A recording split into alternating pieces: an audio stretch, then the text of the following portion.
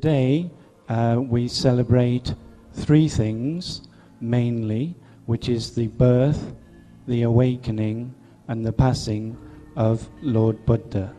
So these three things put together in a way summarize the life of the Buddha.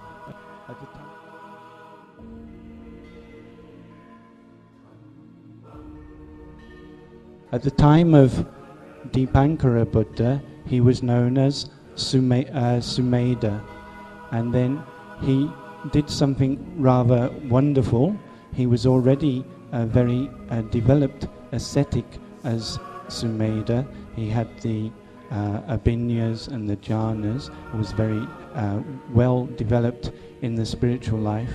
But he heard that a Buddha had arisen in the world and that people were preparing to welcome him to the city. So he decided to also join in and to help with the preparations. And then as the Buddha Dipankara was coming along, he made a bridge out of his own body for the Buddha to pass over a pool of water and mud, so that the Buddha's feet would not become dirtied or anything. And after that, he made his aspiration to become a Buddha at some time in the future. And Lord Buddha Dipankara confirmed that aspiration.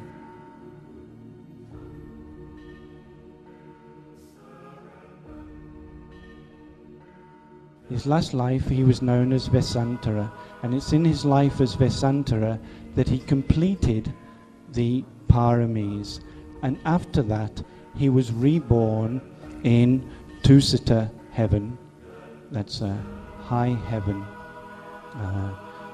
as the Deva Santusita. He's sometimes called Santusita, he's sometimes identified as Setaketu. So they gathered around, all the gods, not only from Tusita heaven but from many of the other heavens, gathered round, and they asked Santusita if he was ready and prepared to take birth again for the good of the people and for the good of all beings, and then become a Buddha and give the Dhamma teaching. So the Bodhisattva had to make certain investigations to see if it was the right time and everything, set up for the right occasion. And that was the July full moon night. Yeah. So it was on that night that Queen Maya, who was the principal queen of King Suddhodana, had a dream. And the dream is like a presage of the future and of what was to happen.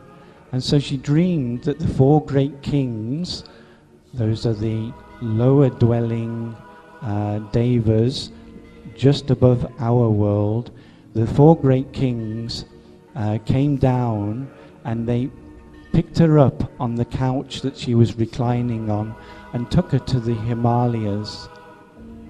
And then the queens of the four great kings, they bathed Mahamaya, and it's like a purification rite, if you like, to make sure she's clean and that she's pure.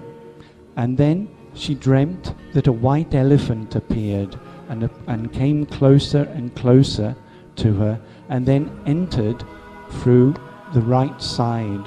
At the same time, Santusita, who was in Tusita heaven, descended from Nandanavana, from the Nandana grove, and entered into Mahamaya's womb. And the Devas, during the pregnancy period, also kept watch over the queen to make sure that she was safe and comfortable and was kept in a, free from disturbance and so on and so forth like this. And the queen herself was, from the time that she conceived, she was morally pure.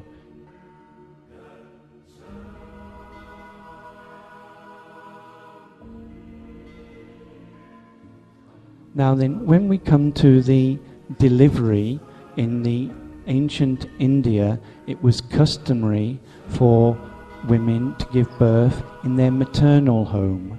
So when it came time when it was approaching time, then Queen Mahamaya asked if she could return to her home in Devadaha. That's her home. The king's home is in Kapilavatthu, so there's some distance between these places. And then the king arranged everything. But on the way, they came to a small grove that was between the two cities of Kapilavatthu and Devadaha. That place is called Lumbini. It was just a grove, a beautiful grove. They give really, in the commentaries, they give these really beautiful descriptions of the grove there. But when she got there, then the signs of delivery came on. And as she lifted up her hand, then the tree bent down a branch like this, and she held onto the branch, and while standing she gave birth to the child. And the birth, it said, is not like a normal birth. It was done very easily without the normal birth pains, and it was done very cleanly. But anyway, when the Bodhisattva was born, then he was first received by the Brahma kings, the Mahabrahmas, and then he was passed to the 4 great kings, and then he was passed on to silk, which was held by the queen's attendants. That took place on Vesak Day in traditional time, 623 BC. Miraculously, the Bodhisattva was able to walk as soon as he was born, and he first faced to the east, and then he faced to the south, he faced to the west, he faced to the north, and he took 7 steps. And then he said, we see with the Bodhisattva he's like this. This is because when he said this, he did like this. And he said, I am the greatest in the world. I am the elder in the world. I am the best in the world. This is my last birth. There is no more becoming for me. You see, again, it's like a prophecy of what would come later when he attained awakening, and he would not be reborn again. He would become the greatest person in the world. And then there was, at the time of the birth, there were also, they say, 32 wondrous things happened. The blind could see, the deaf could hear, the dumb could speak, the lame could walk. The fires in hell went out, and the lights in hell came on. At the time of the Bodhisattva's birth is that there were 7 others born at the same day.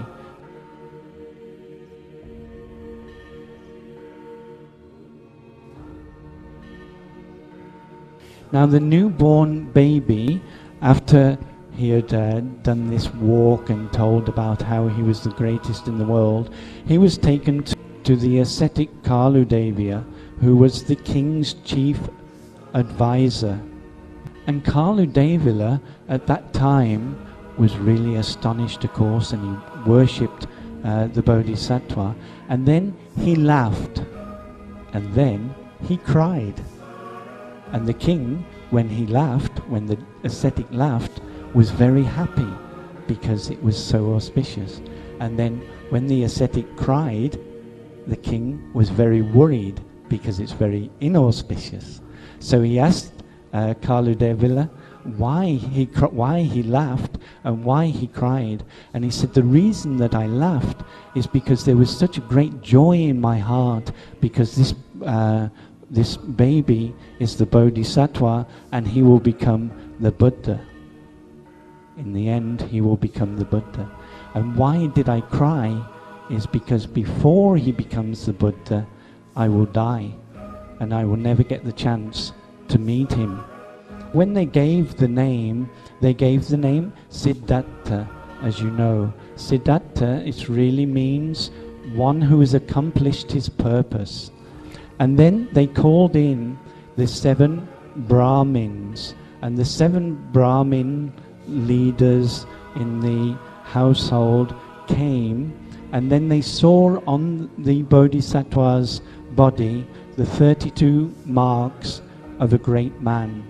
After Mahamaya's passing, then her sister, who was also married to King Suddhodana, her younger sister was Mahapajapati Gautami, and she took over the nursing of Sidharta. She herself gave birth to the Buddha's younger brother, Nanda, 3 or 4 days after Sidharta was born. So she was ready for nursing, but she gave out her own child to the nurses in the palace, and she took for nursing Sidharta.